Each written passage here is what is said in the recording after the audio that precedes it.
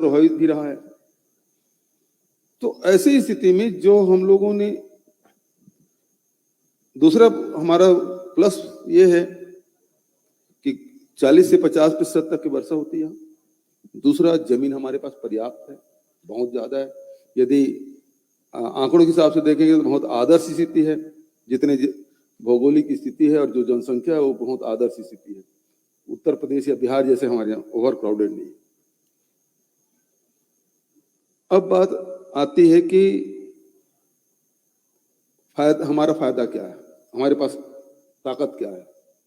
तो जमीन तो है ही ताकत, पानी भी पर्याप्त है, जंगल भी संभाल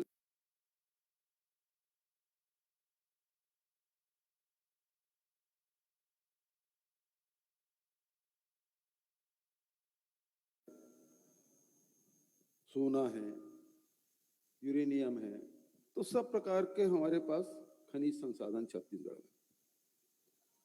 खनिज संसाधन का उपयोग आप देखेंगे आजादी के पहले भी होता रहा और आजादी के बाद नेहरू जी ने भिलाई स्टील प्लांट बना के इसकी शुरुआत की। पावर प्लांट यहाँ मध्य प्रदेश में बिजली उत्पादन यहाँ से होता था, बिजली खपत वहां।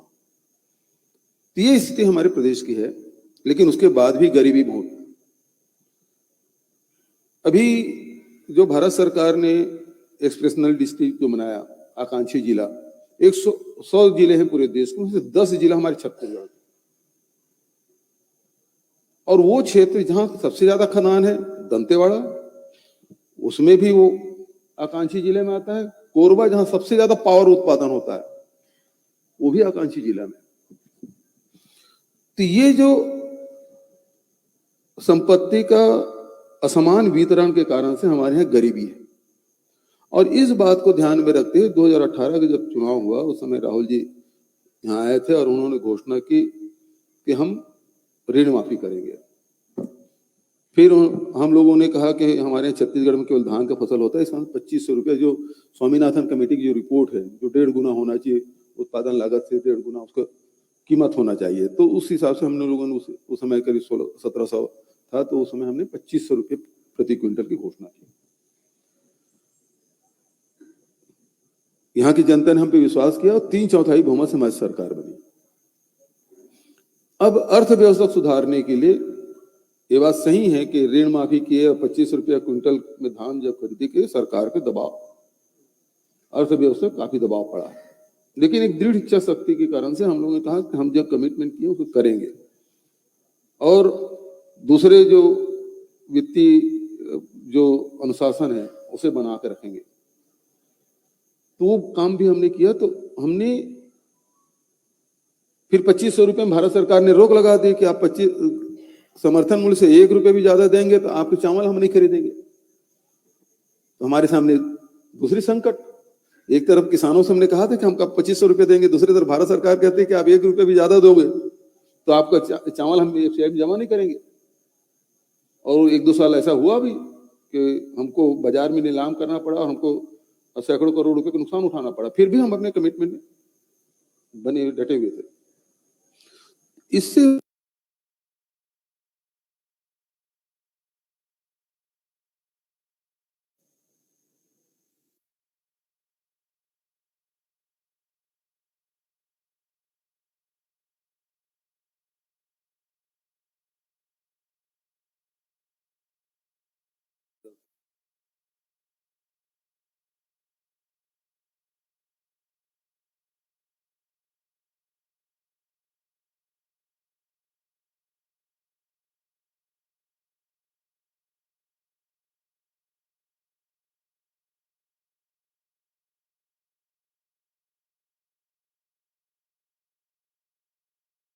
₹300 और खरीदी की व्यवस्था की।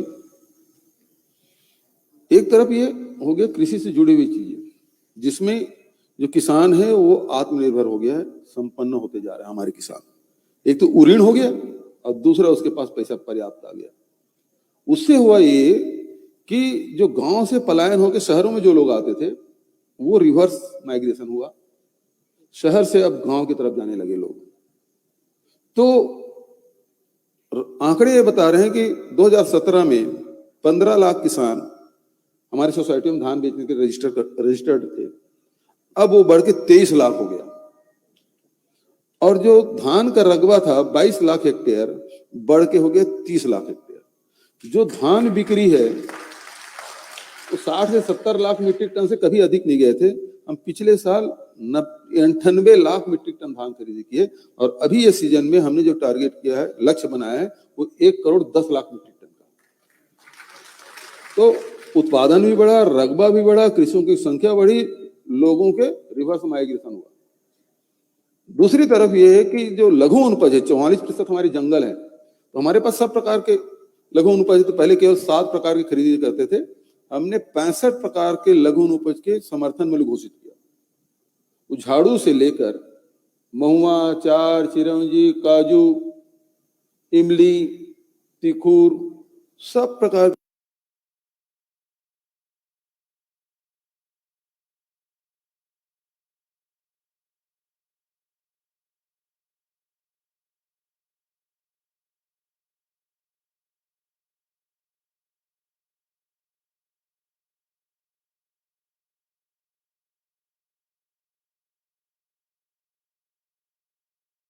पास आने लगा। और उसके साथ साथ केवल उसको खरीदी भर नहीं किए, बल्कि उसको वैल्यू एडिशन किए। मान लो महुआ है, तो महुआ से केवल शराब भर नहीं बनती, महुआ के हमने लड्डू बनाया, मध्याह्न भोजन में भी दिया, उसके शरबत भी बनवाई। इमली है, इमली ऐसी बेच देते थे, तो उसे फोड़ने की व्यवस्था की, उसकी पेस्ट बनाने का शुरुआत कर रहे हैं, उसकी कैंडी बनवा रहे हैं। हमारे यहाँ तिखुर होता है, तिखुर पहले ऐसे बेच देते थे, काजू 50-60 रुपए किलो में बेच देते थे, अब उसका प्रोसेसिंग प्लांट लगाए, अब वो 1900 रुपए किलो तक बेच रहे हैं। तो इस प्रकार से वैल्यू एडिशन करने से लोगों को रोजगार मिला और ज्यादा कीमत भी मिला। तो ये लघु उपज की खरीदी की व्यवस्था। और तीसरा, गोधन न्याय योजना हमने शुरू की, जो 2 रुपये किलो में गोबर खरीदी। आज पूरे देश में गाय एक समस्या बन गई, मवेशी एक समस्या है, खुले जानवर घूम रहे हैं, एक्सीडेंट भी हो रहा है, फसल की बर्बादी भी। तो हमने फैसला किया कि हर गांव में गौठान बनाएंगे। 11,000 हमारे पंचायतें हैं, तो करीब 10,000 पंचायतों हमने गौठान स्वीकृत किया, जिसमें 5 से 10 एकड़ जमीन हमने आरक्षित की और उसमें गौठान बनाए। गौठान में मवेशियों के डे केयर के रूप में रखा, उसे चारा की व्यवस्था, पानी की व्यवस्था, और उसके साथ गोबर खरीदी। 2 रुपये किलो में गोबर। दुधारू गाय देती है, दूध देती है, तो इसलिए सब लोग रखते हैं, लेकिन जो जानवर दूध नहीं देती है उसको हकाल देते हैं, वही आवारा पशु के रूप में सामने आता है।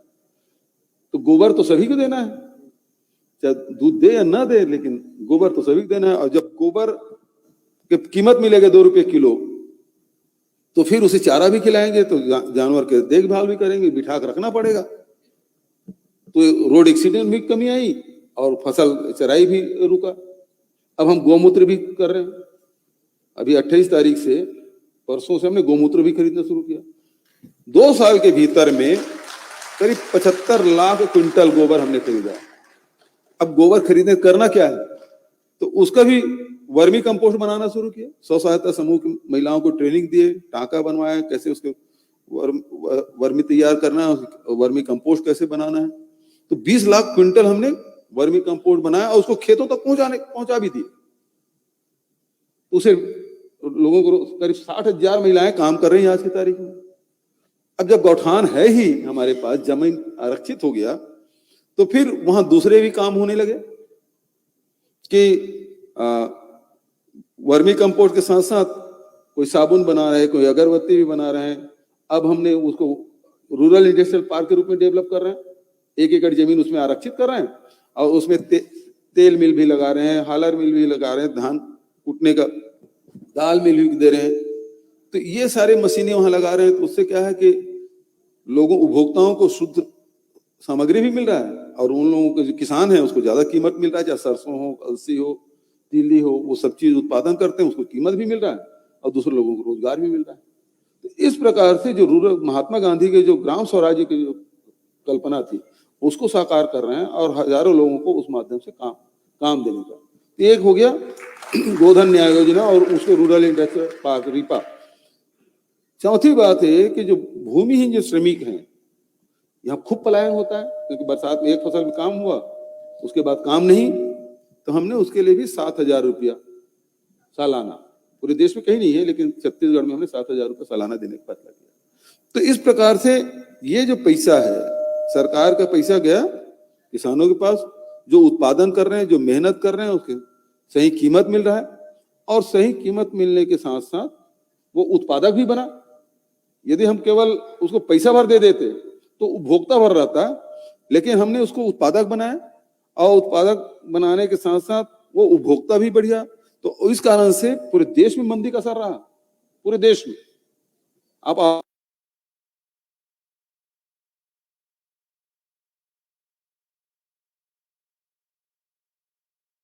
शोरूम है वो बंद होने लगे, लेकिन छत्तीसगढ़ में शोरूम की संख्या भी बढ़ी, चाहे मोटरसाइकिल हो, चाहे ट्रैक्टर हो, चाहे कार जीप हो, सबके शोरूम भी बढ़े, विक्रय भी बढ़ा। अकेले एक साल में हम 76,000 ट्रैक्टर हमने बेचा, खरीदा, हमारे किसान खरीदे। तो ये समृद्धि आई, और उसके कारण से जब किसानों के पास पैसा मिला तो वो फिर और दूसरे काम भी करने लगे, अपने खेत के घेरा भी करने लगे, समतलीकरण करने, ट्यूबवेल भी लगाए, घर के संधारण भी कर रहे हैं, सामग्री भी कर रहे हैं, तो संपन्नता आई। तो छत्तीसगढ़ में के बाजार में भले लॉकडाउन रहा हो, लेकिन छत्तीसगढ़ में मंदी का असर नहीं रहा।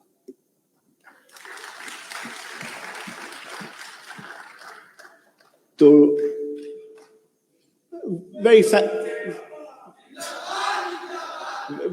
fascinating overview of what the Chief Minister and the government have been trying to do in Chhattisgarh. मैं इससे पहले कि मैं डॉक्टर राजन के पास जाऊं, मैं आपसे एक दो और चीजें पूछना चाहता हूं।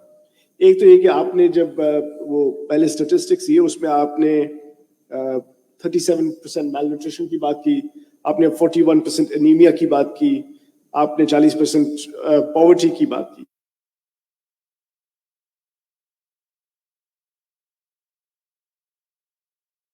आपने एजुकेशन की बात नहीं की, वो आपने यहाँ पे आपके एक इनिशिएटिव है स्वामी आत्मानंद स्कूल, लेकिन जनरली हेल्थ और एजुकेशन में आपकी गवर्नमेंट का क्या रोल रहा है? क्योंकि वो इसलिए भी मैं पूछ रहा हूँ क्योंकि अगर आप डॉक्टर राजन से पूछेंगे या मुझ जैसे लोगों से पूछेंगे, हम तो कहेंगे health and education they are the foundation for a modern economy. शुरू में मुझे 5 मिनट बोलने के लिए कहा था, तो मैं उतने देर में समेट दिया अर्थव्यवस्था पे।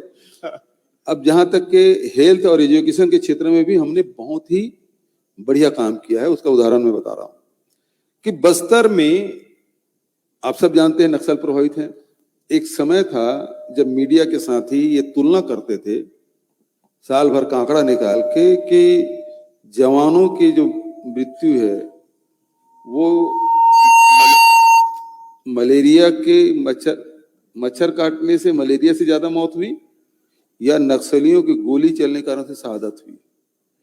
मतलब इतना अधिक मलेरिया हमारे यहाँ था, और उसका जो आंकड़ा आप करेंगे 4.26% रहा है। तो हमने मलेरिया मुक्त बस्तर और मलेरिया मुक्त छत्तीसगढ़ का अभियान चलाया। अब वो आंकड़े 4.26 से घट के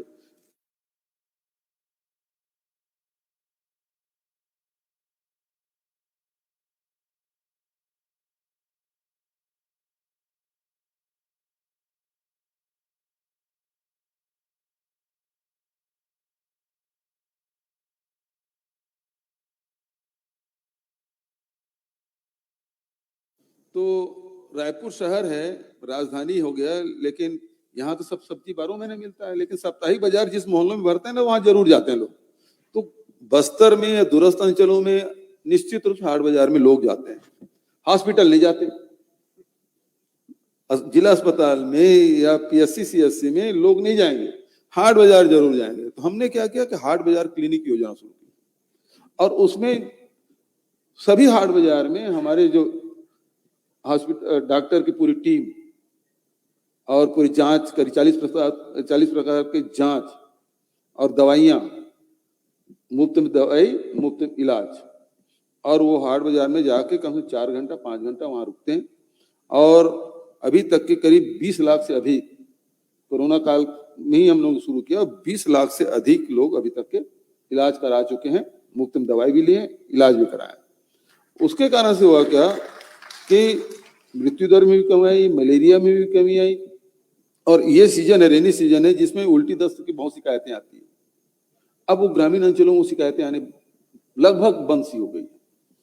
तो हेल्थ में हमने शहरी क्षेत्रों में आप देखेंगे नगर पंचायत में श्री धन्वंतरी योजना जो जेनरिक मेडिसिन है उसकी दुकान हमने खोला और 50% से 72% सब्सिडी में जो जितने भी हमारे बड़े कंपनियों की जो दवाइयां हैं वो सब मिल रहा है, जो 50% से 72% सस्ते दर पे जेनरिक मेडिसिन।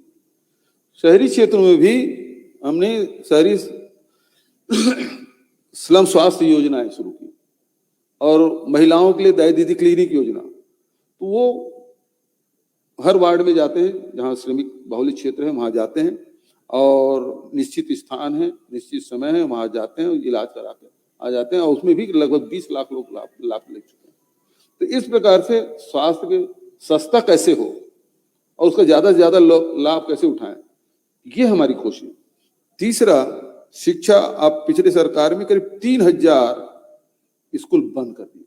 3,000 क्षमा चाहूंगा, 3000 स्कूल बंद कर दिए हमने। अच्छा, नक्सली लोग ब्लास्ट करके स्कूल बिल्डिंग उड़ा दिए थे, सारे स्कूल सड़क के किनारे आ गए थे।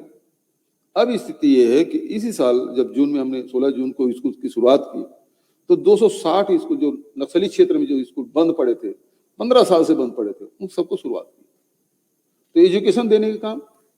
और फिर यहाँ के बच्चे भी अंग्रेजी पढ़े तो स्वामी आत्मानंद अंग्रेजी स्कूल हमने शुरू की, जो प्राइवेट स्कूल की तुलना में तो किसी प्रकार की कमी ना हो। तो वहाँ स्टाफ और उसके बाद जो इंफ्रास्ट्रक्चर है उस प्रकार से डेवलप किए।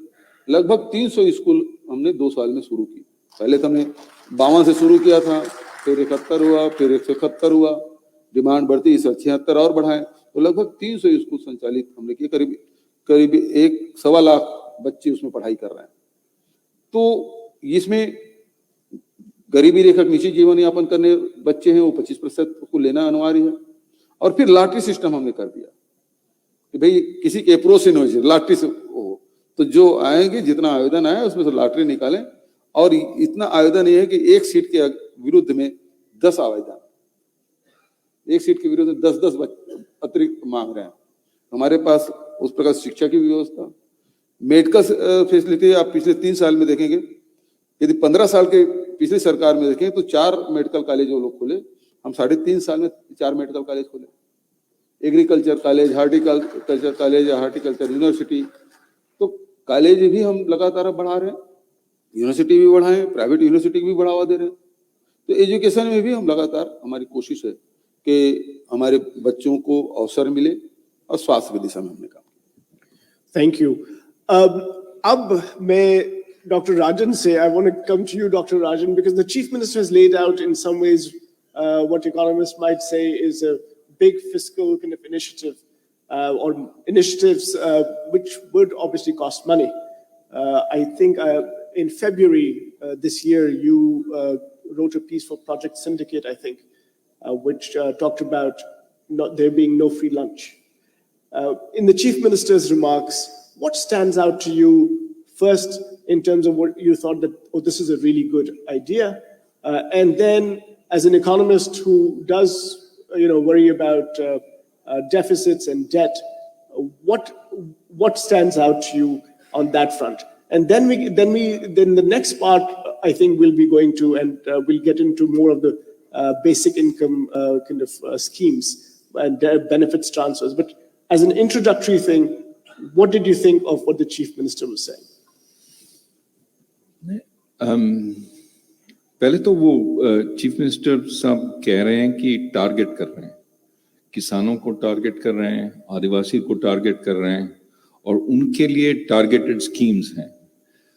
जैसे किसानों के लिए वो क्या मूल्य समर्थन, राजीव गांधी वो क्या इनपुट सब्सिडी कर सकते हैं। नो वो बेसिक इनकम सपोर्ट जो कहते हैं, कितना है 9,000 रुपए साल में। और मैं उसके बारे में थोड़ा बात करता हूं। पहले वो जो सपोर्ट सिस्टम है, तो मेरा एक छात्र है जो उस पे काम कर रहा है, वो चेक कर रहा है कि क्या किसान उस पैसों के साथ क्या कर रहे हैं। तो उन्होंने ये स्थापित किया है कि किसान निवेश करते हैं, इन्वेस्ट करते हैं। कैसे इन्वेस्ट करते हैं? 9,000 तो ज्यादा नहीं है। वो कर्ज लेते हैं बैंक से, और वो कर्ज ले सकते हैं क्योंकि ये जो पैसे आ रहे हैं वो परमानेंटली आ रहे हैं। तो बैंक समझती है कि हाँ, इनके पास पैसे हैं, और अगर बाढ़ हो या सूखा हो तो तब भी इनके पास पैसे होंगे। और किसान भी जानते हैं कि वो कर्ज चुका सकते हैं, और इसलिए कर्ज लेते हैं। क्योंकि अगर कर्ज चुका नहीं सकते हैं तो बैंक उनका जमीन छीन लेगी और प्रॉब्लम हो जाएगा। तो इसलिए ये डिमांड साइड से किसान कर्ज ले रहे हैं, ट्रैक्टर खरीद रहे हैं, सिंचाई पे इन्वेस्ट कर रहे हैं, तो उसके साथ उत्पादन बढ़ जाता है। तो वो कहते हैं कि अगर 9,000 मिल रही है तो उसके साथ 150% ज्यादा इनकम हो जाती है, क्योंकि निवेश करते हैं और निवेश के साथ ज्यादा मासिक आय हो जाता है। तो that is a scheme which is working, and that is a scheme which gives the farmer the ability to grow his income even more by giving him confidence that if he borrows, he will not be especially खेती में काफी जोखिम है ना इस प्रदेश में, so that risk farmer doesn't want to take, and so this gives them the confidence to invest. That's a good scheme, and I think you can see it working. There are other schemes. ये जो आदिवासी के साथ जो मैं समझ रहा हूँ, उनके लिए मार्केटिंग भी आप कर रहे हैं, और मार्केटिंग के साथ they can actually sell their products, and there's a lot of products the Adivasis can make, and if you can create a market for them, because that step from creating the product to actually selling it, that's the step they can't take. If you can fill that gap, you're actually increasing their value. So I think these targeted schemes are very good, and they're increasing. And of course, in a state where there are relatively poor people, your first job is to help them, because after that everything else comes. First, help the poorer get richer, and so that I think is very commendable. Now, one question I would ask on the education front, I think these schools are very good, but ये Covid के कारण जो गरीब छात्र हैं, वो school 2 साल का लॉस हो गया उनका, तो उनके लिए आप क्या कर सकते हैं? उसके लिए हम लोगों ने एक तो ऑनलाइन पढ़ाई शुरू की, ऑफलाइन भी किया, और उसके बाद बहुत सारे शिक्षक है वो मोहल्ले में जाकर पढ़ाने लगे। बहुत सारे हम लोग जो नए नए किए तो उसके राष्ट्रीय स्तर पर भी उसके सराहा गया कि बुलटू के बोल इस प्रकार से हमने ऐप बनाया और लोगों तक पहुंचाया, और मोहल्ला में जाके पढ़ाने लगे। तो मोटरसाइकिल वाले गुरुजी, तो कभी और किसी गुरुजी के नाम से बड़ा प्रसिद्ध। हालांकि ये बात सही है कि इससे नुकसान तो हुआ है, क्लास में जाकर पढ़ाई करना और घर में रह के पढ़ाई करने में बड़ा अंतर है, लेकिन फिर भी हमारी पूरी कोशिश थी। हमारे शिक्षकों ने भी बहुत मेहनत की, और करीब 2 लाख शिक्षक जो हैं वो अपने अपने विभाग के बारे में उसके लेक्चर हैं उसको उन्होंने लोड किया, रिकॉर्ड भी किया और लोड भी किया और बच्चों तक पहुंचाने की कोशिश भी की। तो ये काम हम लोगों ने उस समय किया था ताकि कम से कम नुकसान हो बच्चों को। कोविड पे और इस एजुकेशन के पे थोड़ा याद आया कि जिन दिनों कोविड का ये वेव चल रहा था, लोग कह रहे थे कि छत्तीसगढ़ में कुछ अच्छा काम हो रहा है।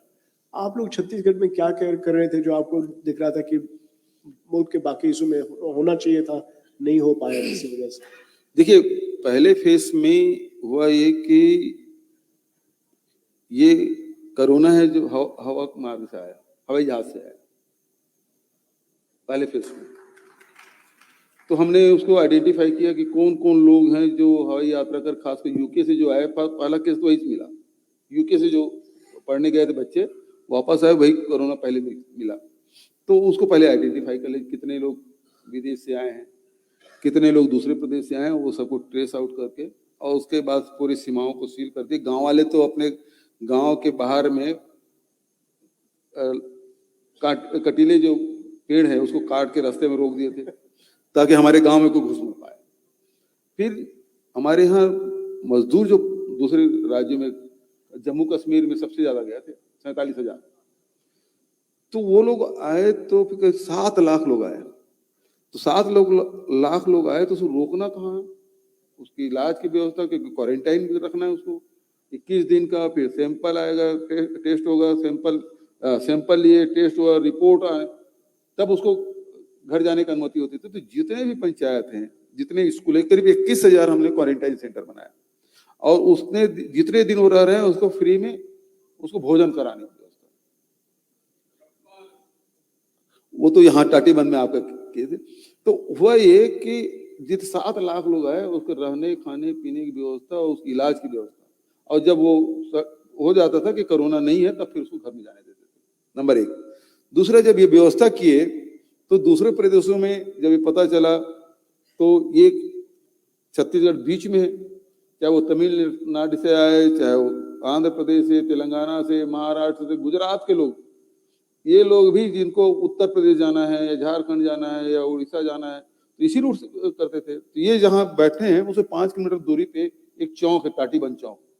तो जो किराया करके आते थे वो यहाँ तक आते थे, और यहाँ तक के उसके बाद उनको ये पता था कि छत्तीसगढ़ सरकार अब हमारे प्रदेश की सीमा तक छोड़ देंगे, चाहे उड़ीसा हो, झारखंड हो, उत्तर प्रदेश हो, बिहार हो, उस सीमा तक के छोड़ने की व्यवस्था करेंगे हम। हमारी भोजन की भी व्यवस्था करेंगे, हमारी जूता चप्पल की भी व्यवस्था करेंगे, इलाज की भी व्यवस्था करेंगे। तो ये विश्वास पूरे पड़ोसी राज्य के लोगों को हुआ। सेकंड वेव में जब ऑक्सीजन की कमी आई, पूरे देश में हाहाकार मचा। लेकिन छत्तीसगढ़ में जितने भी हमारे, चूंकि ये सौभाग्य है कि हमारी स्टील प्लांट है, स्टील प्लांट में ऑक्सीजन की जरूरत पड़ती है, तो जो जितने भी इंडस्ट्रियल ऑक्सीजन उत्पादन कर रहे थे, हमने तत्काल उसको मेडिकल ऑक्सीजन उत्पादन करने के लाइसेंस भी दिए। और हमारे प्रदेश के लिए तो हमने पूर्ति करवाई ही।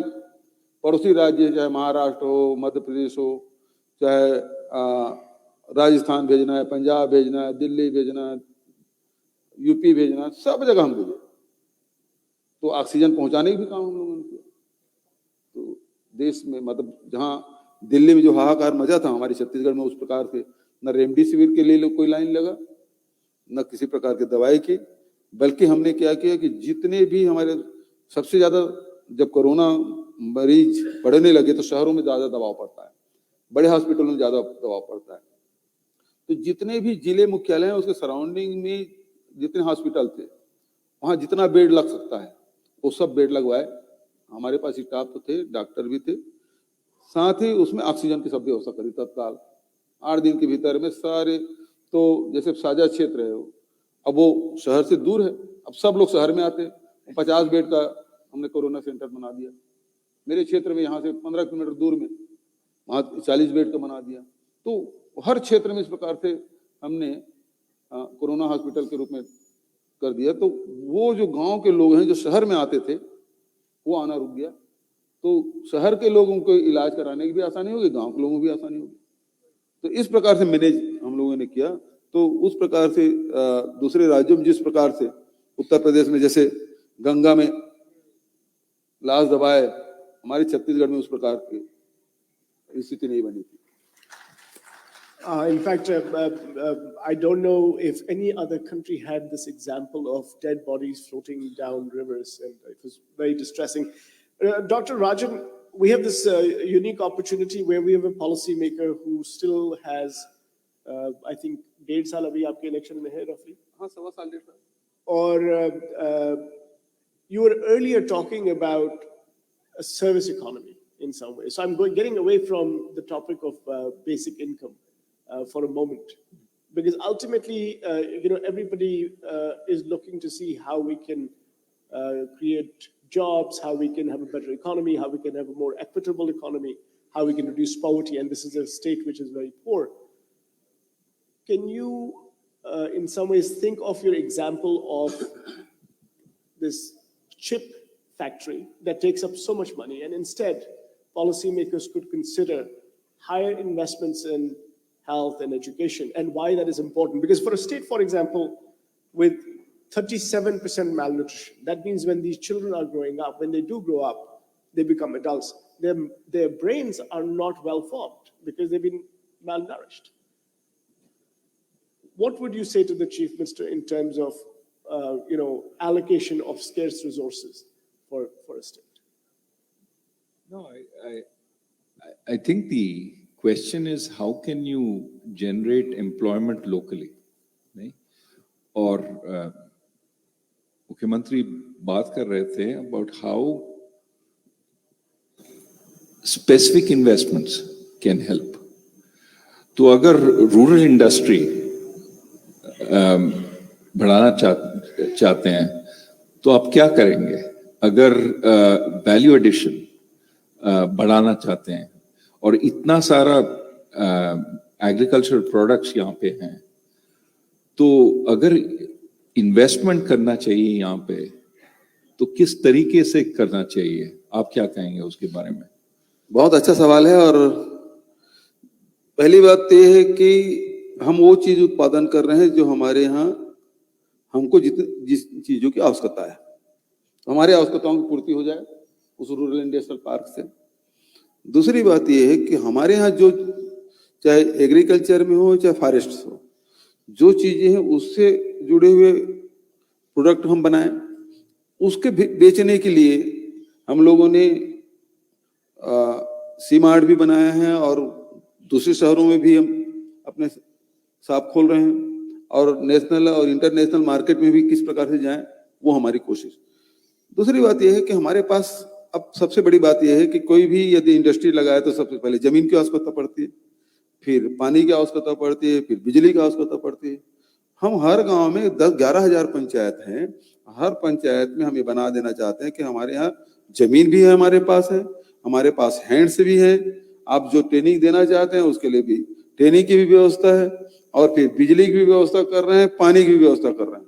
आपको जमीन खोजने की जरूरत नहीं, आप सामान क्या चाहते हैं वो बता दीजिए, हम आपको बना के दे देते हैं। आप पैकिंग आप का रहेगा, आप अपना सिंबल लगाना है वो लगा दीजिए, जो लगाना है लगाइए, हम तो उत्पादन करके आपको दे देंगे। ये भी हम कर सकते हैं। ये तो रूरल इंडस्ट्रियल पार्क की बात होगी। अब बचत जो इंडस्ट्री पॉलिसी है उसको भी हमने इस प्रकार से बनाया है कि सारे उद्योगपतियों कई बार हमने मीटिंग किया, उसके बाद 2019 की उद्योग नीति हमने बनाई, तो हमको बाहर जाने की जरूरत नहीं पड़ रही। यहीं के जो इंडस्ट्रियलिस्ट हैं वो काफी एमईओ कर रहे हैं और प्लांट भी लगा रहे हैं, और हमारी पॉलिसी ये है कि 60% से लेकर 150% तक के हमारी 10 साल में सब्सिडी है।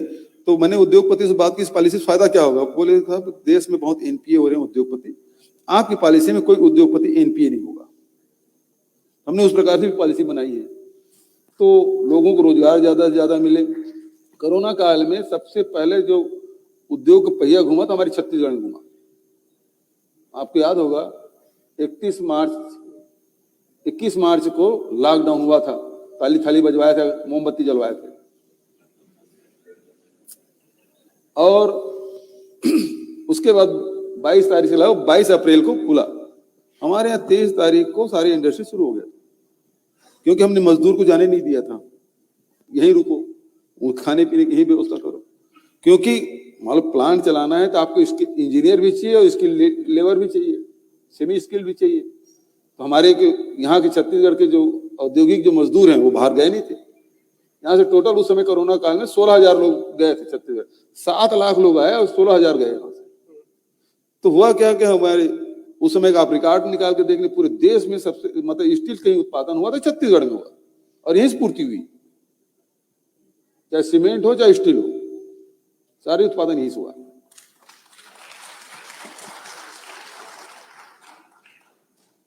मानिए आज 2022 में हम इस सिचुएशन में हैं, मुझे लगता है कि आप ये कह रहे हैं कि भाई गवर्नमेंट हमारी अभी ठीक चल रही है, हम जो काम कर रहे हैं वो लोगों के लिए कर रहे हैं, लोगों के लिए अच्छा काम कर रहे हैं।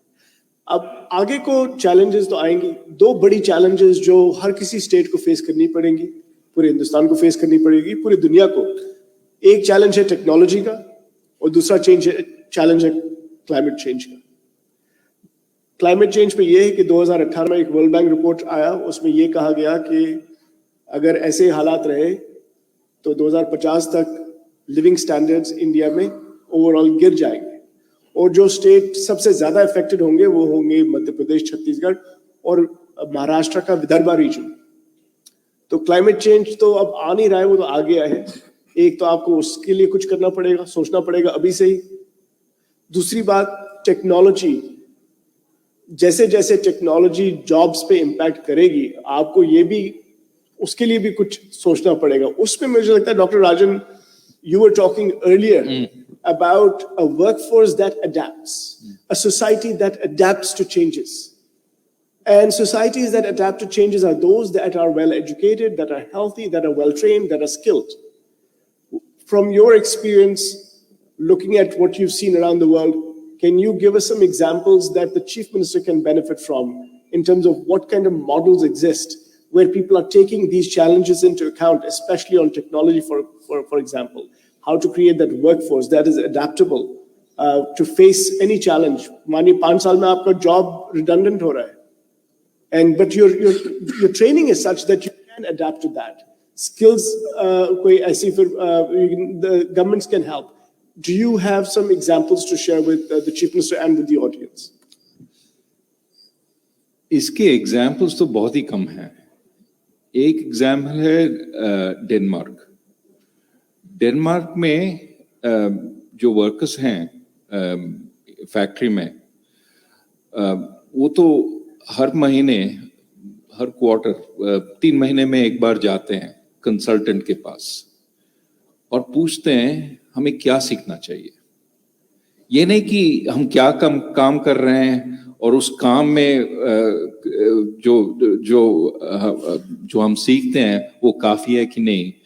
वो पूछते हैं कि अभी आने वाला जो शॉक्स हैं उसके लिए हम कैसे प्रिपेयर करेंगे, जो नए टेक्नोलॉजीज आ रहे हैं उसके लिए हम कैसे तैयार करेंगे।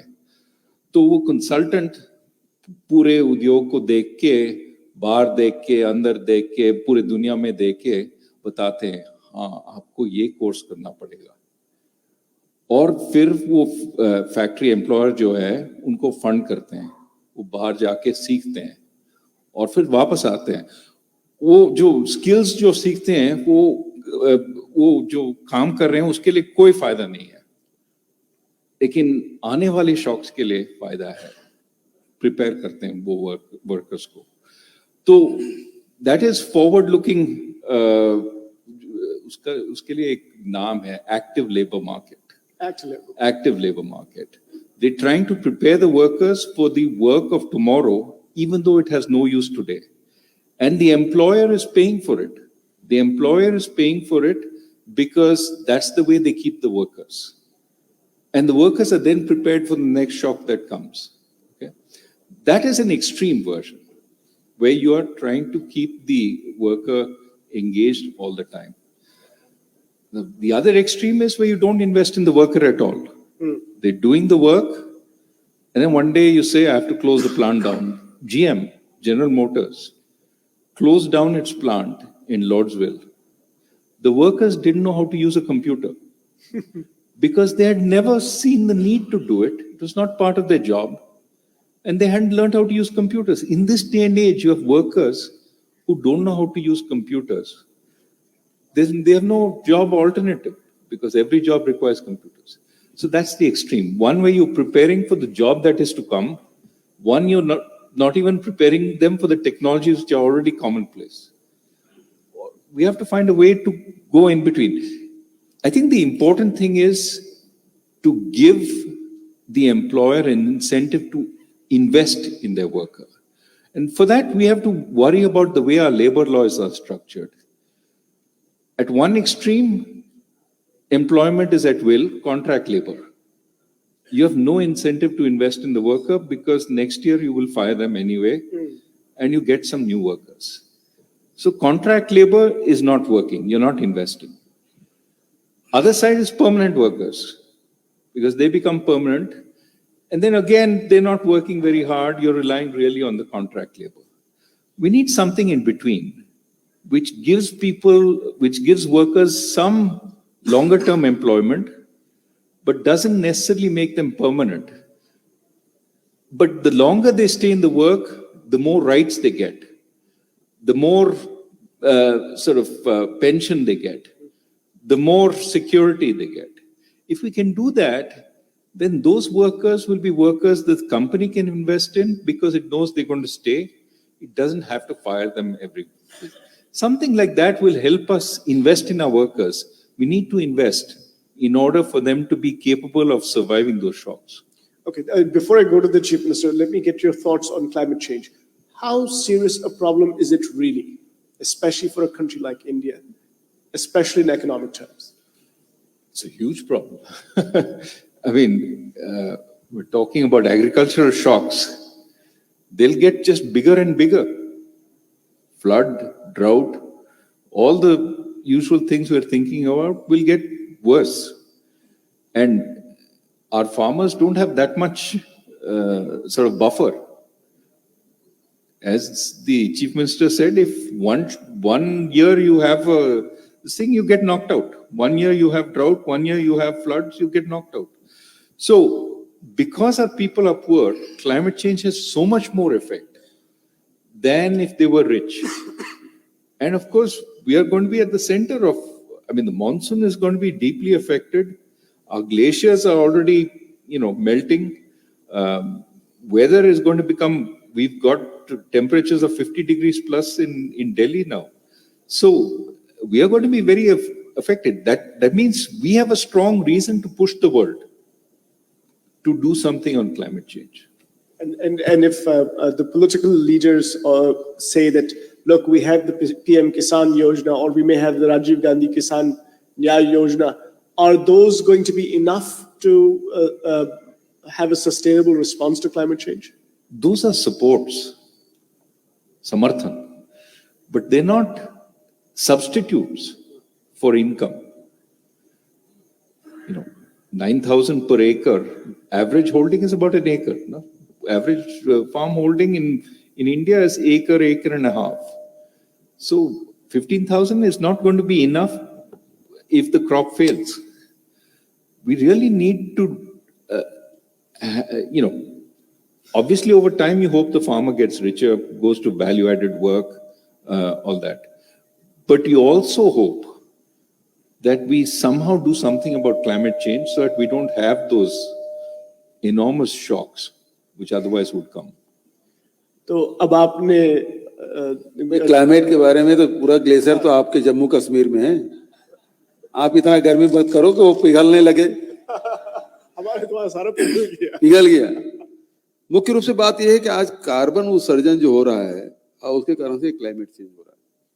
तो ग्लोबल वार्मिंग 1 डिग्री टेम्परेचर बढ़ा तो पूरे पंजाब, हरियाणा और उत्तर प्रदेश में गेहूं का उत्पादन है वो 20% की गिरावट आया इसी 1 साल में. 1 डिग्री बढ़ने से 2 डिग्री हो तो समझ लो फिर वो 40% गिरावट. तो गेहूं के उत्पादन में भारी गिरावट आने वाला है. दूसरी बात यह है कि जो कार्बन है उसको कैसे हम उसको खाद के रूप में चेंज करें, बदलें. जो हमारा वर्मी कंपोस्ट है, हमारे पैराली जो जलाने की बात हो रही है, हम रोकने की कोशिश उसी माध्यम से कर रहे हैं. तीसरी बात यह है कि लगातार जो पानी हम लोग जमीन से, धरती से निकाल रहे हैं, वो भी कारण है कि जमीन की नमी कम हो रही है और उसके कारण से वेजिटेशन भी कम हो रहा है. उसके कारण से जंगल जल्दी गर्मी आने से पहले ही पेड़ पत्तियां उससे झड़ जाती है. तो हम लोगों ने उसमें कार्यक्रम बनाया है, नरवा कार्यक्रम, और करीब 12,000 हमारे छत्तीसगढ़ में 30,000 नाले हैं और 30,000 में 12,000 नाले हैं. हमने पिछले 3 साल में उसका प्रोग्राम बनाया और रिचार्जिंग की व्यवस्था की और उसके कारण से हुआ कि जंगलों में हरियाली भी बढ़ी है. हमारे हाथी खूब है तो हुआ कि जिन जिन जंगलों में ठीक ठाक ढंग से हम लोगों ने काम किया नरवा में, तो पानी भी मिल गया, उसको हरे चारे भी मिल गए. तो हाथी वो 6-7 महीने से हिल नहीं रहे वहां से, उन जंगलों से जहां जहां पानी खाने पीने की व्यवस्था हुई. तो वो इंसान के लिए भी जरूरी है, पशु पक्षियों के लिए भी जरूरी है और जंगल के लिए भी जरूरी है. तो क्लाइमेट चेंज जो हो रहा है तो उसमें बहुत जरूरी है कि अभी अब सरकार पहले शौचालय बनवाई, अब घर घर में नल जल योजना, पानी की व्यवस्था पर नहीं कर रही केंद्र सरकार। यदि पानी की व्यवस्था पहले करते तो शौचालय बाद में बनाते, तो वो हुआ नहीं। अब शौचालय मैंने सोचा जब आप क्लाइमेट चेंज का जवाब देना शुरू किया आपने, मैंने सोचा आप कहेंगे कि क्लाइमेट चेंज नहीं हो रहा है, हम चेंज हो रहे हैं। तो किसी बड़े बड़े साहब ने कभी कहा था ऐसा। एनीवे, इसके बाद एक हिसाब से ये जो हमारा डिस्कशन था, हम अब उस जगह पे पहुंचे हैं जो एक हिसाब से इस टॉपिक, इस हमारे सेशन का जो टॉपिक है। मैं एक सवाल पूछ सकता हाँ, हूँ जरूर, मुख्यमंत्री please। से?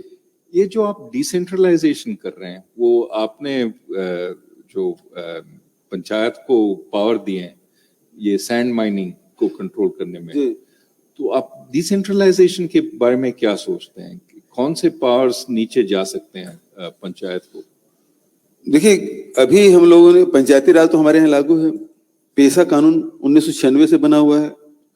नियम बनाने का काम अभी हमने किया, मतलब 1996 के बाद से उसे नियम बने नहीं थे, तो उसको पंचायतों को, ग्राम सभा को अधिकार संपन्न बनाना। तो उसमें खासकर ये जो पेशा है वो जो अनुसूचित क्षेत्र है, हमारे यहाँ करीब 146 ब्लॉक है, जिसमें से 85 जो ब्लॉक है वो अनुसूचित मतलब ट्राइबल के लिए आरक्षित है। तो उन ब्लॉकों में जो पेशा कानून जो नियम लागू होगा, तो उसमें ग्राम सभाओं को अधिकार दिया गया है कि उनको क्या क्या काम करना है, जंगल में उसके आवंटन के लिए, वहाँ की कानून व्यवस्था के लिए, वहाँ के जो माइनर मिनरल्स के लिए उनको अधिकार दिया गया है कि वो बेचें ना बेचें, कैसे करना, उसको उपयोग किस प्रकार से करना, वो सारे अधिकार दिए गए। वो कैसा चल रहा है अभी? अभी देखिए, पहले तो ये था कि धड़ल्ले से चल रहा था, अभी बीच में हम लोगों ने उसमें ऑक्शन सिस्टम किया, ऑक्शन में भी कुछ शिकायतें आई, लेकिन एनजीटी का उसमें पालन तो हो रहा है, बिना एनजीटी के क्लियरेंस के बिना वो खुदाई नहीं कर पा रहे हैं। कहीं कहीं वायलेशन की शिकायत होती है, उसमें कार्रवाई हो जाती है। लेकिन ये है कि नदी भी बचाना जरूरी है, और नदी यदि बचाना है तो रेत उसमें होना जरूरी है, तो नहीं तो फिर वो भूमि क्षरण भी होगा, और इसलिए मकान बनाने के लिए रेत भी चाहिए, वो भी जरूरी है। बिना, नहीं तो आज तो तमिलनाडु में या वहाँ हो रहा कि समुद्र से निकाल के पीस के फिर उसको मिला रहे हैं सीमेंट में और तब मकान बना रहे हैं। वैसे हमारी छत्तीसगढ़ में वो स्थिति नहीं है, हमारे यहाँ नदियों में, नालों में रेत खूब है, लेकिन उसको मतलब ठीक ठाक ढंग से उपयोग करना चाहिए, बेतहाशा नहीं होना चाहिए, नहीं तो नुकसान होगा। We will have audience questions.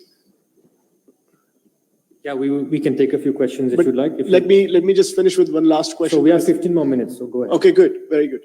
So our topic, actually, we started with Rajiv Gandhi Kisan Nyaya Yojana, but that is just one initiative and many that the government took. So, but that did give us this idea that there is possibly a discussion around the country, around the world, about minimum basic income. What is your view, Dr. Rajan, on, the Congress party had at one point come up with the Nyaya Yojana that we wanted to implement. It was 6,000 rupees per month, I think, per family.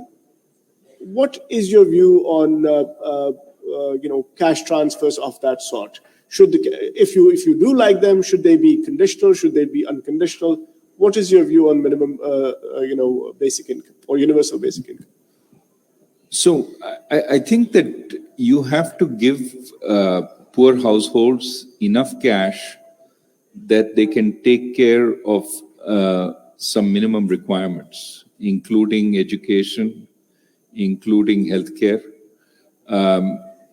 I would say, by and large, you should rely on them to make reasonable choices. You don't want to say, आपको इस पे खर्च करना है, उस पे खर्च करना है. Let them decide. They're wise enough to decide. But I think it should be targeted. And how much depends. I don't know if 72,000 a year is the right amount. But I don't think it should go to everyone. We can't afford it. We can't afford it. I think it should be very targeted.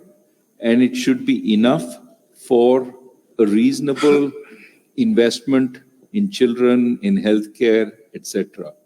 Because the ultimate aim is not to keep them on that income, is to help them grow out of that income so that they can have, better jobs, better chances in life. So I would say targeted, not conditional. Don't put too many conditions. Once you put conditions, then you create the conditions for corruption, this, that. Not too many conditions. But it has to be enough for basic needs. But the idea is not to keep them permanently there. The idea is that they grow out of it so that somebody else can benefit from it. And are there examples around the world where entitlements were given and then taken away from people? You don't take them away, they grow out of it. Means it comes down as they make more incomes outside. Okay, I see. So you won't, taking away is not possible. Not possible. But they grow out of it and it has to be smooth. So they don't suffer a huge cost if they get a better job. Okay. आपकी क्या राय है इस बारे में कि जैसे न्याय योजना थी या जैसे पीएम किसान योजना है जिसमें आप पैसे ट्रांसफर कर रहे हैं लोगों को उनको बेनिफिट दे रहे हैं तो आपकी जाती राय क्या है ऐसी चीजों? देखिए, सबसे पहली बात यह है कि यदि आप केवल पैसा ट्रांसफर कर देंगे किसी को भी तो वो एक उपभोक्ता बनेगा वो और वो मार्केट को सपोर्ट करेगा, लेकिन वो गरीब का गरीब रहेगा।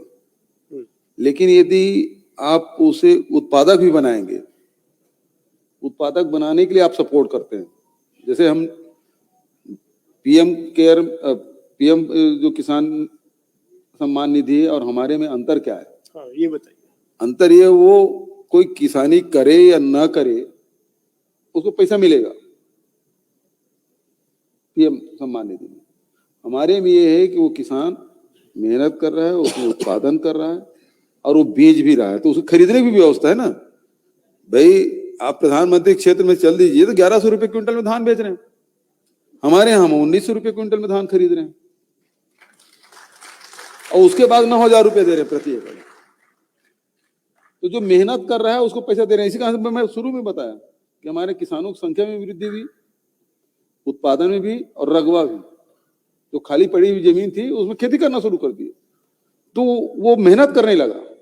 जब हर इंसान यदि मेहनत करने लगेगा तो निश्चित रूप से राष्ट्रीय उत्पादन भी बढ़ेगा, राष्ट्रीय संपत्ति भी बढ़ेगी। उससे आप खाली बैठे बैठे दे देंगे तो वो उपभोक्ता बन सकता है, वो राष्ट्र के विकास में सहयोग नहीं कर सकता। यदि वो उत्पादन कर रहा है उसको सपोर्ट आप करोगे, जो मेहनत करने वाले उसको थोड़ा सा अपलिफ्ट कराएंगे, उसको थोड़ा सपोर्ट करेंगे, तो निश्चित रूप से उसका उपभोक्ता भी बनेगा, उत्पादक भी बनेगा। तो एक हिसाब से ये कंडीशनल ट्रांसफर हो गया जिसमें अगर आप किसानी कर रहे हैं तो आपको ये पैसा मिलेगा क्योंकि हम चाहते हैं कि आप अपने पैरों पे खड़े हो जाए। लेकिन डॉक्टर राजन जैसे एक्सपर्ट आपको कहेंगे कि इसमें करप्शन का खतरा होता है। नहीं, हम तो डायरेक्ट पैसे दे रहे हैं। आप डायरेक्ट पैसा इसमें कम चांस है। जमीन के अगेंस्ट जमीन नोटरी रिकॉर्डेड है, जमीन है। अच्छा, और जैसे हम माइनर फॉरेस्ट प्रोड्यूस समर्थन मूल्य में खरीद रहे हैं, उसका वैल्यू एडिशन कर रहे हैं, इसमें क्या करप्शन होगा? उतना सामान तो हम उससे खरीद रहे हैं। अगर कोई वहां से कहे कि भाई हम इसमें कोई ऐसा चांस है कि कोई कि हम तो किसानी कर रहे हैं लेकिन कर नहीं रहे हो, ऐसा हो सकता है? तो वो तो धान बेचने आएगा ना। हाँ, आई सी। सोसाइटी धान बेचने आ रहा है, वो तो रिकॉर्ड में है। इसलिए मैं बताया कि 2017 में 15 लाख किसान थे, आज वो किसानों की संख्या बढ़ के 23 लाख है। धान का रकबा 22 लाख था हेक्टेयर में, आज 30 लाख हेक्टेयर है। धान 70 लाख मीट्रिक टन था, आज 98 लाख मीट्रिक टन हो गया। तो उत्पादन भी बढ़ा, जमीन का रकबा भी बढ़ा, किसानों की संख्या भी बढ़ा, पैसा भी लगा। और इसी में ये डिफरेंस है मेरे ख्याल में। तेलंगाना के हमारे जो एआईपीसी के लोग थे वो बात कर रहे थे कि रायतन बंधु जो उनकी स्कीम है उसमें आप कुछ करें ना करें आपको पैसे मिलते हैं, तो लोग बेसिकली पैसे ले रहे हैं, जमीन है लेकिन काम नहीं कर रहे। आपकी स्कीम मेरे ख्याल में उस लिहाज से इम्प्रूवमेंट है, लेकिन मुल्क को पता चलना चाहिए कि किस तरह से छत्तीसगढ़ का क्या, मैं नहीं कहूंगा कि आपका कोई अलग मॉडल, थोड़ा मुल्क को सीखना चाहिए एक दूसरे स्टेट से। अगर आपका कोई अच्छा काम हो रहा है तो हमें ज्यादा फिर उसको थोड़ा, मैं नहीं कहूँगा कि हमें प्रोपेगेंडा करना चाहिए, लेकिन थोड़ा मार्केट करना चाहिए ताकि बाकी स्टेट्स को फायदा आ सके, कि नहीं? बिल्कुल होना चाहिए। हर प्रदेश में किसानों को यदि आप इस प्रकार सपोर्ट करेंगे, उसके उत्पादन, उसे खरीदी की व्यवस्था, मान लो आप जम्मू कश्मीर से आते हैं, वहां सेब यदि खरीदने की व्यवस्था कर दें तो किसान क्यों दुखी रहेगा? और उसको वैल्यू एडिशन करेंगे तो रोजगार भी मिलेगा और ज्यादा कीमत भी मिलेगा। तो इससे मुझे कुछ मेरे दिमाग में ये ख्याल आता है कि छत्तीसगढ़ का भी अपना एक मॉडल है। ये मुझे समझाइए, छत्तीसगढ़ी कल्चर, ये कल्चर क्या है? ये छत्तीसगढ़ी जो आपने एक आइडेंटिटी यहाँ पे, मैं सुनता हूँ कि छत्तीसगढ़ में कुछ छत्तीसगढ़ी आइडेंटिटी एक हिसाब से थोड़ा हट के हमारे इकोनॉमिक्स के टॉपिक से, लेकिन इन सम वेज लिंक्ड है। तो ये क्या है? ये छत्तीसगढ़ के हमारे बाकी लोगों को बताइए। देखिए, छत्तीसगढ़ की पहचान सांस्कृतिक पहचान है। मान लो आप जम्मू कश्मीर से आते हैं, जम्मू का अलग है, कश्मीर का अलग है, लेह का अलग है, अलग अलग ट्रेडिशन है। तो हमारे यहाँ भी उसी प्रकार से यहाँ की ट्रेडिशन है, यहाँ की संस्कृति है। और इसमें आप देखेंगे कि आदिवासी 32% हैं और बहुत सारी उसकी जातियां हैं। उसके अलग अलग, जैसे आज जो नृत्य किए वो बस्तर के हैं, लेकिन पूरे बस्तर में इस प्रकार से नृत्य नहीं होते। थोड़े थोड़े दूरी में अलग अलग जो उपजातियां हैं आदिवासी को अलग अलग नृत्य है, अलग अलग सीजन में उनके नृत्य होंगे। और छत्तीसगढ़ की हमारी जो संस्कृति यहाँ यदि कहेंगे तो हजारों साल पुराना है। तो हमारी संस्कृति प्राचीन होते हुए भी हर युग में इसका अपना महत्व रहा है। यदि बौद्धकालीन भी बात करेंगे तो भगवान बुद्ध के बाद यदि संतों में आप देखेंगे, नागार्जुन का बड़ा नाम है बौद्ध, तो नागार्जुन का कार्य क्षेत्र यही छत्तीसगढ़ रहा, सिरपुर रहा। यदि राम की बात करें तो सबसे ज्यादा समय भगवान राम ने वनवास के समय यही गुजारा, क्योंकि ननिहाल है यही। कृष्ण भी यहाँ आए, आरंग में यहाँ उनका आना हुआ था।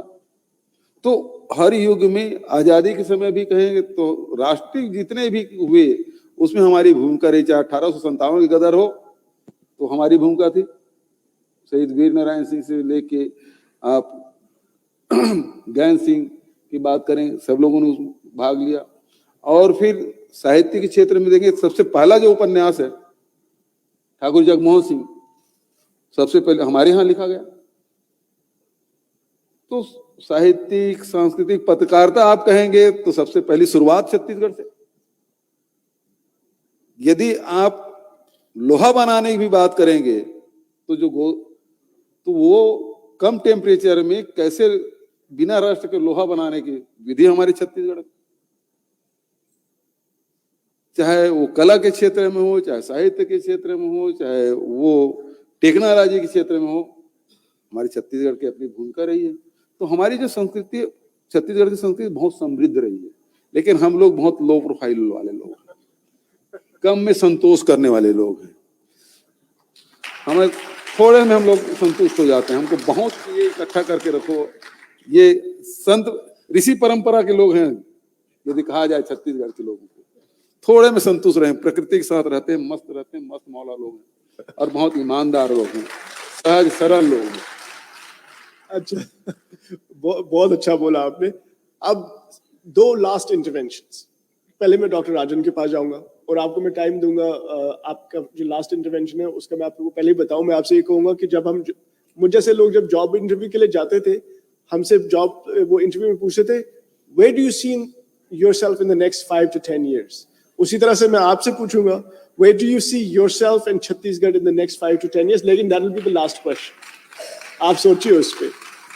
Dr. Rajan, this is obviously a unique opportunity. Again, I thank you, and we have one more session with you tomorrow. We are so grateful.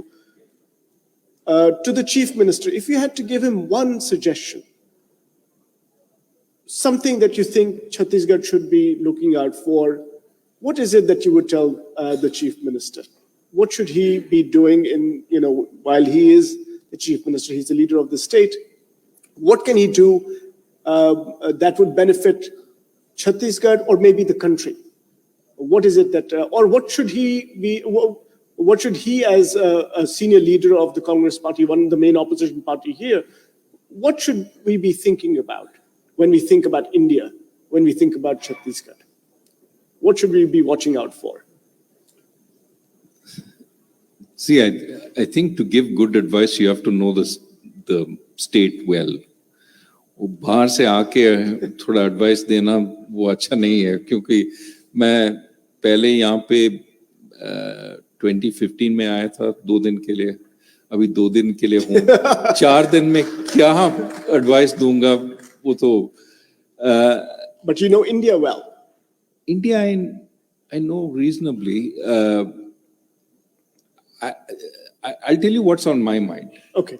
What's on my mind is I really fear we are losing our children because of what happened in COVID. I think Chief Minister gave us some thoughts on how they're helping, but I think whatever help we give, we need to give more. Because those 2 years, children haven't been in school.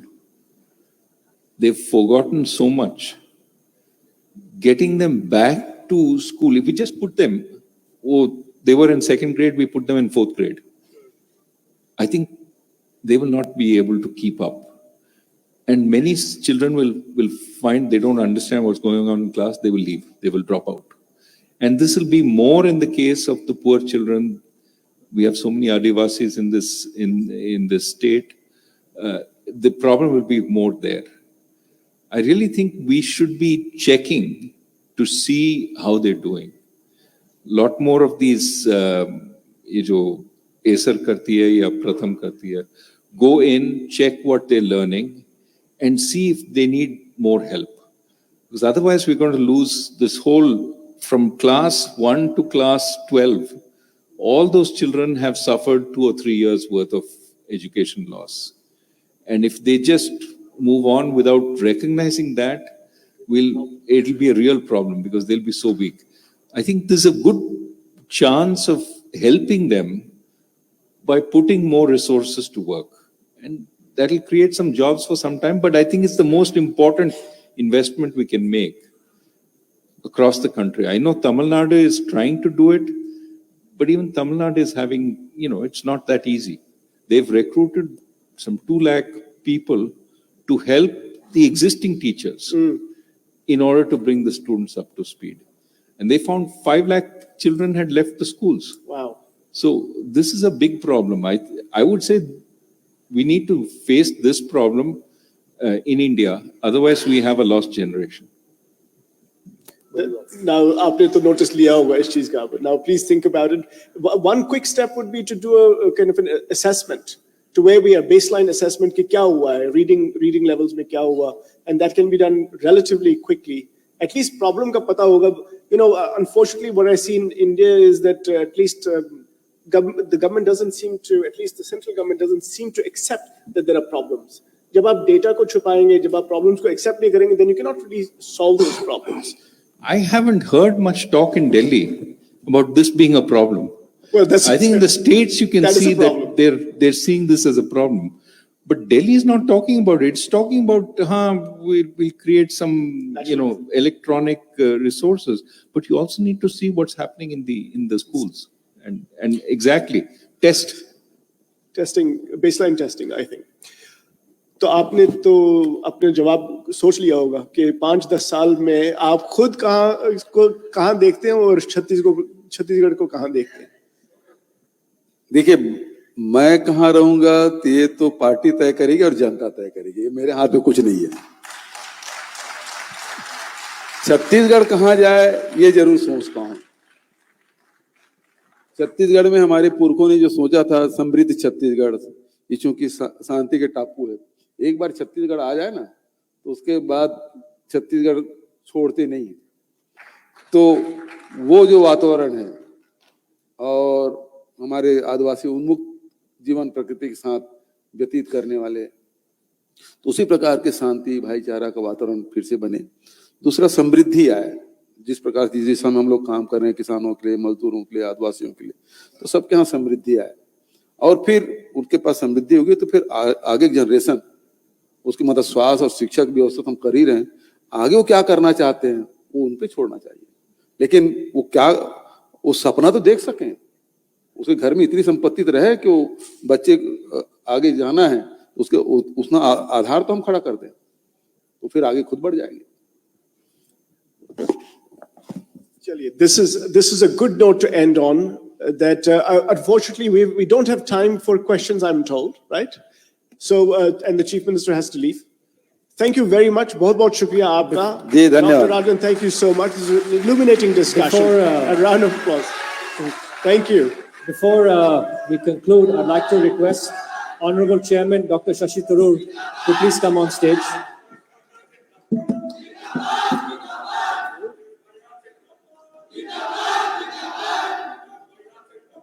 We have a small memento, sir. A small memento here.